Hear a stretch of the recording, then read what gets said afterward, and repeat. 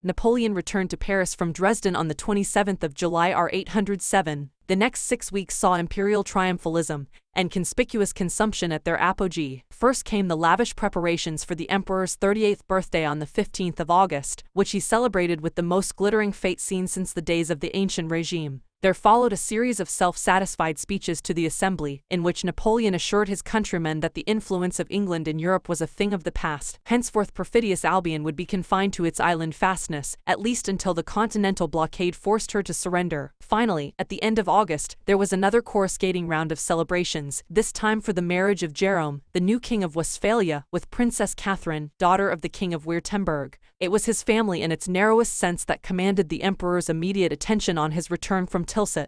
Napoleon decided that he needed an heir and must therefore divorce the Baron Josephine. Two factors seemed to have weighed with him. First, there was the fact of Eleanor de Nul's son, which seemed to suggest that he would have no problem about begetting issue, even though his spies kept him informed and he realized that Murat could have been the father. Then there was the impact of Tilsit itself. He had discussed with Alexander I the possibility of a marriage to the Tsar's sister to cement the alliance. Josephine's days seemed to be numbered. On his return to Paris, Napoleon also came under extreme pressure from both Talleyrand and Fouché, especially the latter. The two old rivals made common cause on the necessity for the removal of Josephine, but differed on who should replace her. Talleyrand, secretly in the pay of Austria, wanted a Habsburg empress. Fouché vehemently opposed this and favored a Russian alliance, both to prevent Bonaparte's useless brothers from succeeding to the purple and to preclude the return of the Bourbons. The emperor's table talk convinced Fouché that he had carte blanche to resolve the matter, so one Sunday after Mass at Fontainebleau he took Josephine aside and suggested she should agree to a divorce in the interests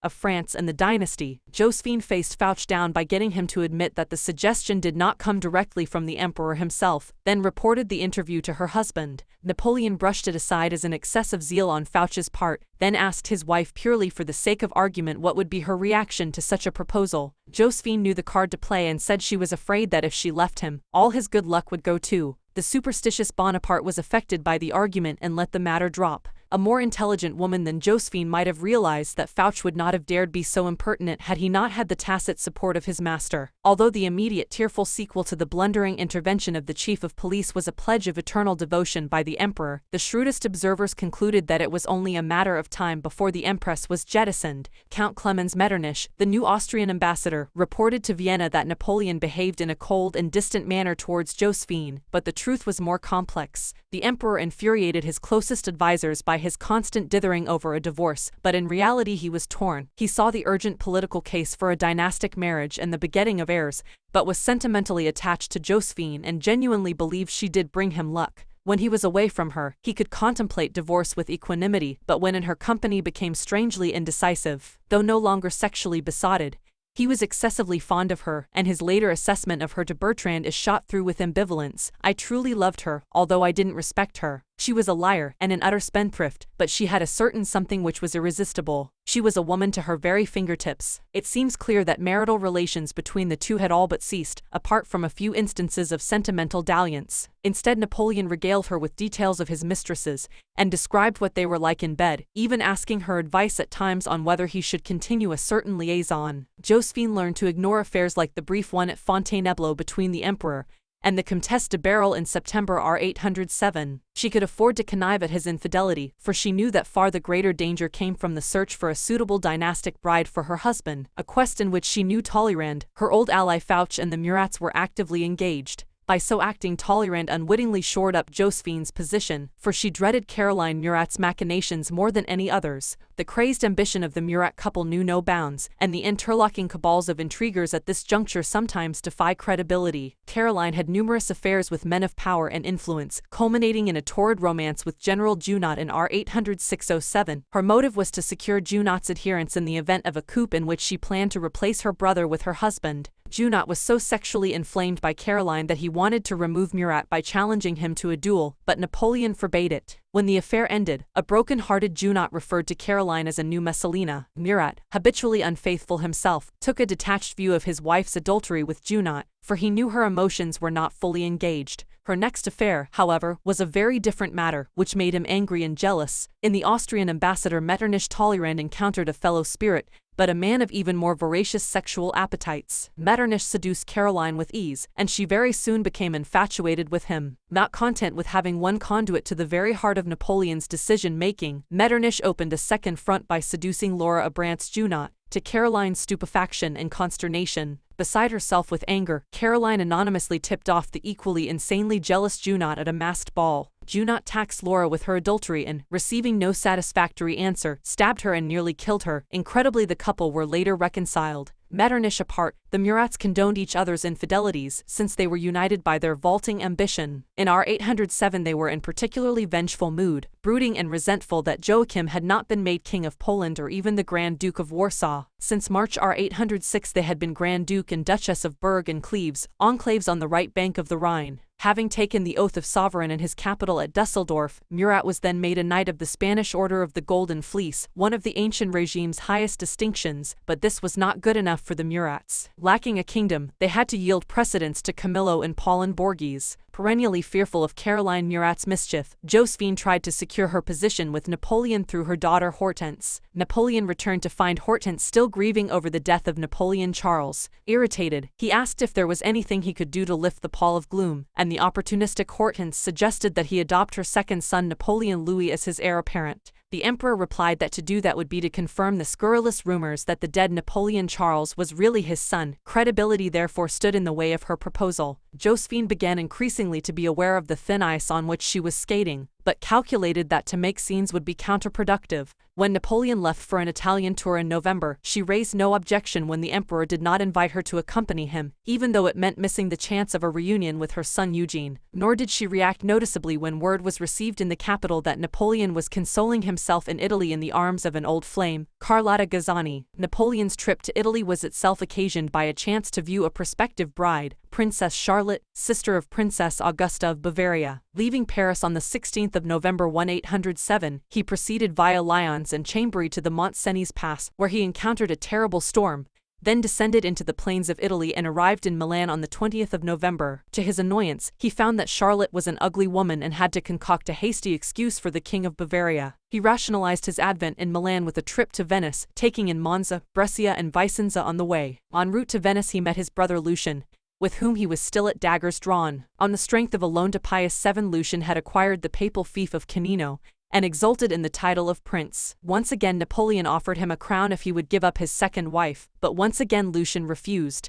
Arriving in Venice on the 29th of November, the emperor made a triumphant entry up the Grand Canal and stayed in the palace of the Doges until the 8th of December. He opted for a leisurely progress back through northern Italy to Milan, which he quit on Christmas Eve for another strenuous journey via Turin, Mont-Cenis, Lyons, Macon and Chalon. He arrived back in Paris on New Year's Day 1808. The contretemps with Lucian was not the only family disappointment for Napoleon. Every single one of his siblings continued to disappoint him. Perhaps the most successful, though the least close to the emperor personally, was Elissa. Even her liaisons, as with the master violinist Paganini, were discreetness itself in comparison with her sisters. After making a success of the minor territories her brother threw her way, she turned Lucca into a showpiece and revived the Carrara marble quarries. She was rewarded in 1808, when Napoleon annexed Tuscany and Parma, by being made Duchess of Tuscany. She was a superb administrator and a shrewd politician who knew exactly how to play the emperor. It was her misfortune that he never liked her and she could never please him whatever she did.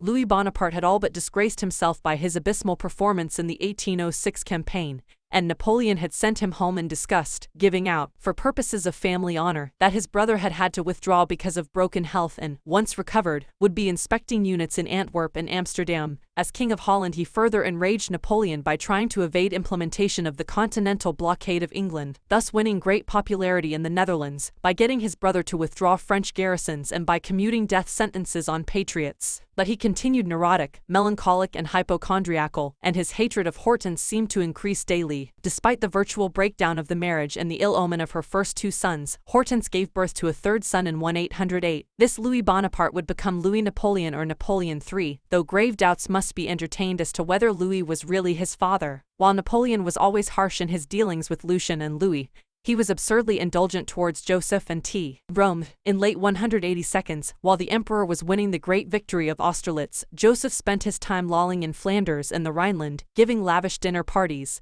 When he was appointed King of Naples, he soon showed himself to be the prey of absurd delusions. Because he was modestly popular with the Neapolitan elite, he imagined himself to be a people's king. Unable to see that he relied totally on his brother's bayonets, he tried to make himself more Neapolitan than the natives, ostentatiously refused to levy a 30 million franc war tax demanded by the emperor, and took a local mistress, Maria Giulia Colonna. Believing the grotesque lies told him by his circle of sycophants, he imagined himself as a second Philip II of Spain and toiled long hours over state papers. Not even the frightful events of 1806 served to shake Joseph permanently out of cloud cuckoo land. In July that year, a British expedition landed in Calabria and defeated a larger French force at Maida in a battle sometimes claimed as a classic of line versus column. Although the British soon withdrew to Sicily, southern Italy exploded in guerrilla warfare whose ferocity shocked good King Joseph. In panic, he wrote to his brother for reinforcements. French troops suppressed the rising ruthlessly, and it was contained by February 1, 807, but at the cost of forced loans and the sale of crown lands. Moreover, the nobility's feudal privileges were abolished and martial law was imposed on Naples.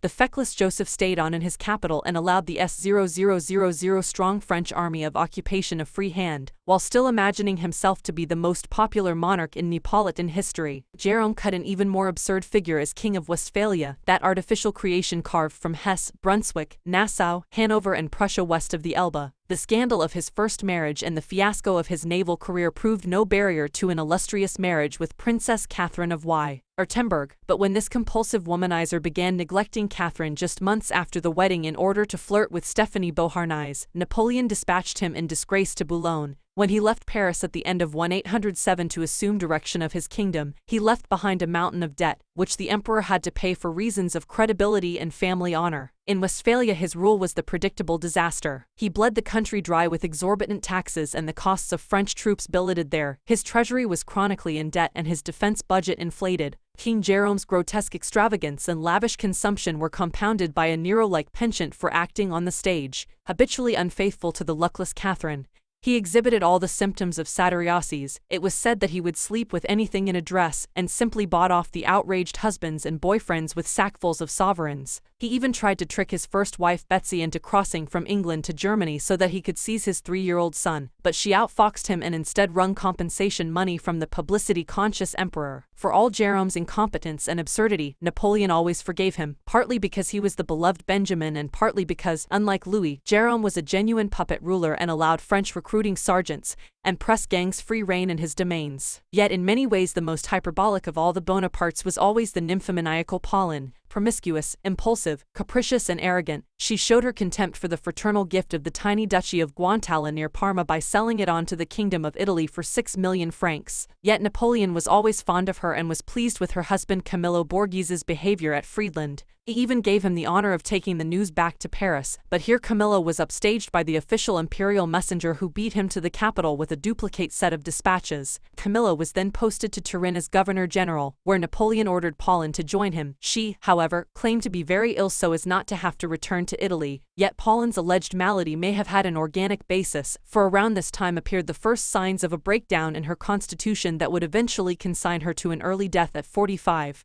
At the age of just 28 she slipped into a cycle of illness and debilitation. Medical opinion is divided on the cause. Some say she suffered from salpingitis, an inflamed uterine tube, as a result of gonorrhea and therefore constantly suffered pain, exhaustion and depression. More salacious commentators allege that she had been damaged by the giant member of her old lover Forbin. It is certain that her physician advised her that sexual intercourse would exacerbate her problems, and that she ignored him. The string of lovers accordingly continued. First there was the musician Blangini, then, in 1810, a 20-year-old notorious military stud named Captain Canneville. Napoleon, who had increased her official allowance the year before to 1 million francs a year, took umbrage at the Canneville liaison. The reason was that the emperor had given to Pauline, as a special mark of favor, a collection of the most expensive furs, which Alexander I had given him at Tilsit. Pauline then passed them on to her lover. An opera bouffe episode ensued when Napoleon banished Canneville to Spain, whence he returned 3 times to Pauline only to be rebanished on each occasion. Napoleon finally solved the problem by sending Canneville to the Russian front in 1812. The crimes, misdemeanors and peccadillos of his siblings could be dealt with, at least in principle. The issue of Josephine was always more difficult, for Napoleon felt himself tugged 2 ways, towards a cozy, sentimental domesticity which he as a private person preferred, and towards the rupture with the empress that his dynastic interests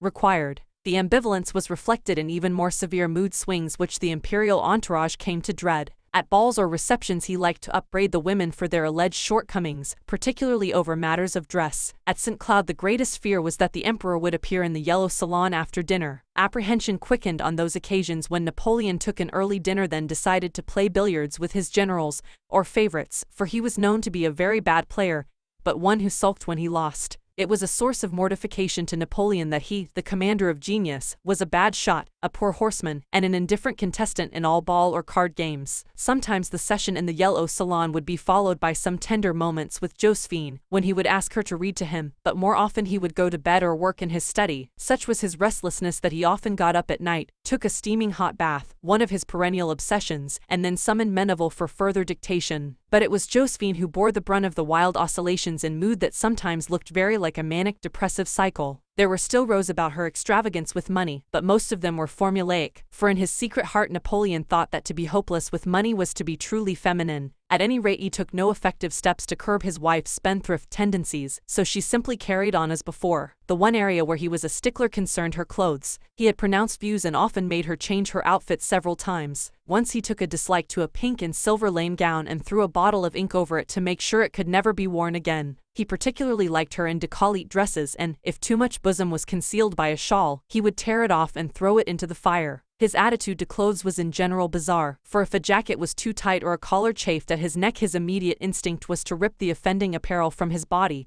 and hurl it in fury on the floor. Nothing was more evident than the total reversal of the balance of power between the couple as compared with the period of the late 1792 when Josephine had the whip hand. By now even her small acts of rebellion were stifled. While Napoleon was in Italy in November-December 1807, she allowed herself a brief liaison with the 30-year-old Duke Frederick Louis of Mecklenburg, who had come to Paris for Jerome's wedding, but Fouche alerted the emperor. Hearing that she had been with the prince incognito to a low theater, Napoleon warned that her behavior was becoming as infamous as that of Marie Antoinette. He also took immediate steps to banish Frederick Louis from France. But not even this act of infidelity could turn him against Josephine. As he wrote to Talleyrand, in many ways she was still the perfect wife, and divorce was not to be undertaken lightly. I would be giving up all the charm she has brought to my private life. She adjusts her habits to mine and understands me perfectly. I would be showing ingratitude for all she has done for me. Nevertheless, the Empress's sexual charms no longer had the potency of yore, and, immediately on return from Italy, Napoleon summoned Marie Walewska to Paris. A separation was arranged between her and Count Walewski, and she arrived from Warsaw at the end of January 1, 1808 to take up her quarters at the Quai Voltaire. The idyll of Schloss Finkenstein was resumed. One of Napoleon's favorite pastimes was to imitate Henry V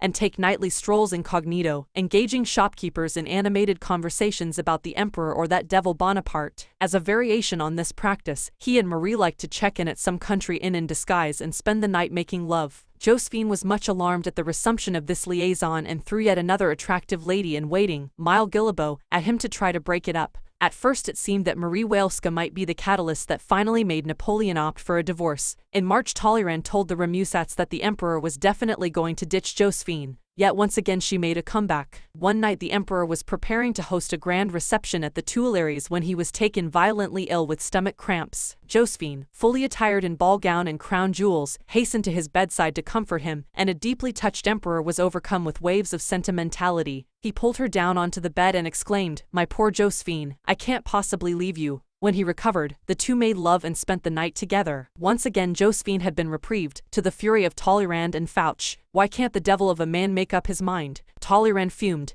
Fouche remarked that the Empress would be better off dead, though he himself had unwittingly helped to secure a stay of execution for her. When he told Napoleon that there was massive opposition to the military draft, and 1/10 of all conscripts had deserted, Napoleon concluded this was not a propitious moment for a divorce. The interlock between military concerns and domestic matters is vividly illustrated by Napoleon's decision to set off for Spain on the 2nd of April 1808. And to send Marie Walewska back to Poland. The affairs of the Iberian Peninsula had begun to obsess the emperor, as the logic of his blockade of England sucked him more and more into that theater. The beginning of a long and ultimately fatal trail was his order to Junot to invade Portugal in October 1, 1807, but as early as July he had told Talleyrand that no continental blockade of England would work unless Portuguese ports were closed. To him it was a simple matter: the English say they will not respect neutrals at sea, I will not recognize them on land. This was the point where Napoleon, master of Europe, should have devoted all his energies Portuguese to a military solution to the problem of England. His plan for an economic strangulation of the British Isles was bound to fail, if only because it had global implications the emperor had not thought through. A very good example was the way the logic of the blockade cut across his earlier hopes to inveigle Britain into a war with the USA. On the 2nd of July 1807, President Jefferson excluded British warships from U.S. territorial waters. Then Napoleon ruined things by authorizing his corsairs on the 18th of September to seize from merchant ships on the high seas any merchandise exported from England. In the circumstances, Jefferson decided on a wait-and-see policy, ordered an active embargo, and kept all ships engaged in American commerce in U.S. ports. With Russia, Austria, Prussia and Denmark cut off from trade with England, Napoleon sought to tighten the noose by denying Portugal to British commerce. He began in July 1, 1807 by demanding closure of the ports, then followed up next month by insisting that Portugal declare war on England. The Portuguese were thus in an impossible position, for a war with Britain would mean the loss of its colonies and its global trade, while a war with France would mean military occupation. While negotiations with Spain went on for a treaty to carve up a defeated Portugal, in September Napoleon sent Junot and a full army corps to mass at Bayonne on the Spanish border. Tortuous negotiations proceeded with both Spain and Portugal. In September, Junot's army was admitted to Spain, when the chief minister in Madrid, Manuel Godoy, agreed to allow transit in return for receiving all Portugal south of the Tagus as his personal fief. France was to retain Lisbon and northern Portugal, which was to be given to the House of Etruria in one of Napoleon's bizarre swaps whereby Tuscany was made over to his sister Elisa. In Portugal, the regent John, deputizing for his insane mother, agreed to close the ports, declare war on Britain and seize her subjects, but jibbed at handing over confiscated property to France. Napoleon lost patience and on the 12th of October ordered Junot to invade Portugal. The Portuguese, having dithered for months, were now galvanized into action and finally closed their ports. On the 5th of November, their batteries actually fired on a Royal Navy frigate. Behind the scenes, however, it was a different story. On the 22nd of October, the Portuguese ambassador signed an Anglophile accord and pledged that the Portuguese royal family and fleet would flee to their colony in Brazil. The British did not trust Portugal and sent Admiral Smith and 9 battleships to the Tagus to enforce the agreement. Smith invested Lisbon and prevented supplies arriving. Matters were on a knife edge when the perennially impatient Napoleon decided he had had enough of Portuguese vacillation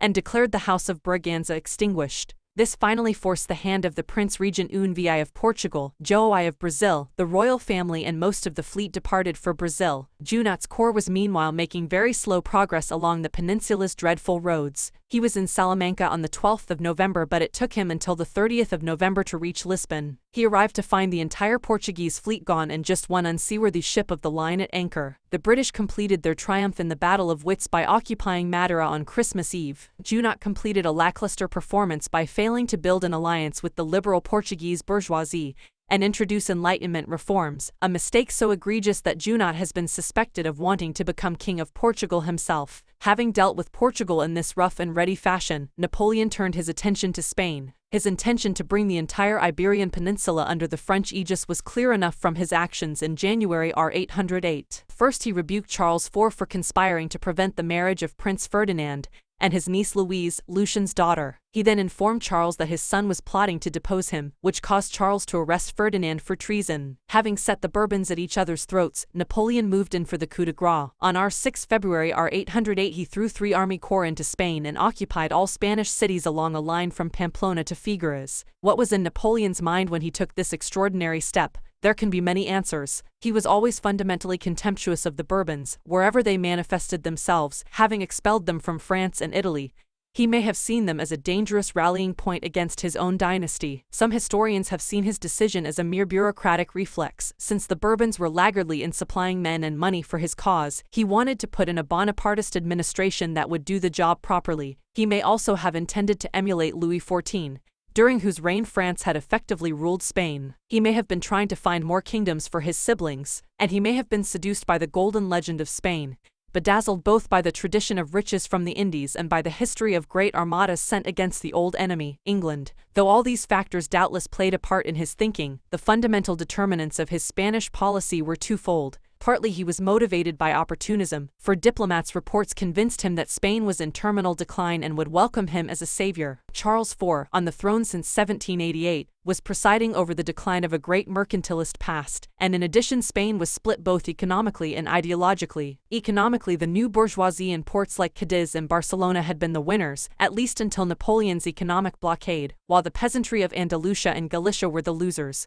Ideologically, the nation was divided between devotees of traditional, ultramontane Catholicism and supporters of the Enlightenment. Spain looked like a fruit ripe for the plucking, and, moreover, if Napoleon controlled Spain, it seemed to him he might control the wealth of Latin America too. On the Latin American front he was seriously misinformed, for the great days of bullion cargoes and galleons groaning with precious metals were long gone. Moreover, a Latin America theoretically controlled by Napoleon would be easy prey for the Royal Navy. Secondly, the occupation of Spain answered Napoleon's grand strategic design, which was supposed to drive England out of all its overseas possessions and bottle her up in her island home. The early months of 1808 saw Napoleon battling with a Promethean, some would say fantastic, plan. A joint Russo-French army would take Constantinople and cut the British lifeline to India, while a French fleet carried the war to the Cape of Good Hope and the East Indies. Then there was Sicily. On the 24th of January 1808 Napoleon sent Joseph a detailed plan for the invasion of Sicily. 2 years before, when the deposed Neapolitan Bourbons fled there, it had been Napoleon's intention to send French armies after them, but the British intervention in Calabria and subsequent revolt had aborted that plan. Now the time was ripe. Finally, a Spanish army was to march through Spain, take Gibraltar, defeat the Barbary kingdoms and thus seal the Mediterranean forever against the British. England would thus be excluded from the Mediterranean, Africa, the Levant, the East and Latin America in addition to continental Europe.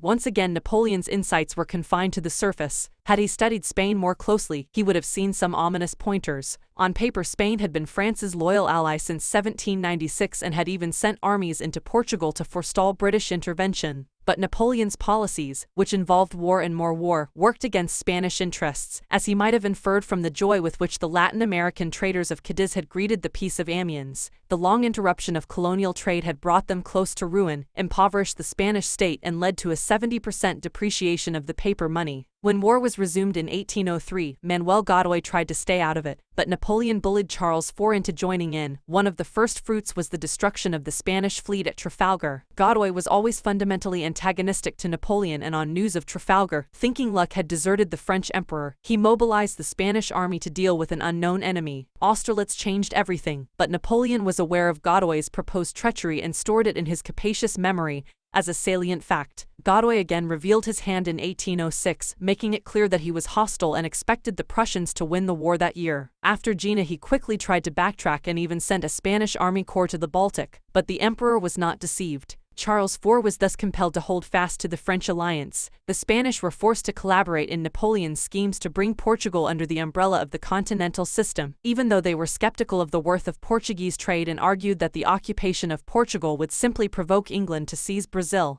and then proceed against Spain. Godoy went along with Napoleon's tough line towards Portugal, hoping that his royal master could emulate Philip II and annex it. The Treaty of Fontainebleau in October 1, 1807, which divided the country, was therefore a severe disappointment to him. Despite his many mistakes in Spain, Napoleon at least read Godoy's character correctly. Godoy, the royal favorite and the alleged lover of the Queen, was at once the Rasputin and the Franco of his time, with the malign influence of the one and the dictatorial power of the other. He rivaled Pitt by becoming First Minister of Spain in 1792 at the age of 25, after promotion from Charles IV's bodyguard. Great things were expected of him, and it was hoped he would revitalize Spain after the signal failure of earlier ministers, especially Floridablanca with his hostility to the French Revolution, and Aranda with his bankrupt neutralism. Yet Godoy lacked the ability to be a statesman and perceived international relations purely in terms of how they could be used to defeat his enemies at court.